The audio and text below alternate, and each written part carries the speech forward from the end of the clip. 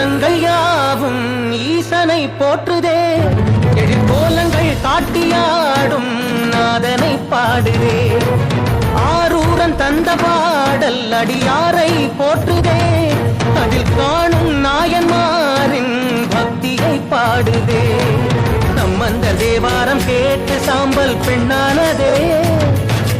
அப்பர்தம் தாண்டகம் கேட்டு நாகம் உயிர் தந்ததே. அடநாடென்ன காடென்ன குலமென்ன பிரிவென்ன எல்லோரும் அடியார்களே. திங்கள் சூடிய நாதனே கங்கை நாடிய வேதனே மங்கை கூடிய பாகனே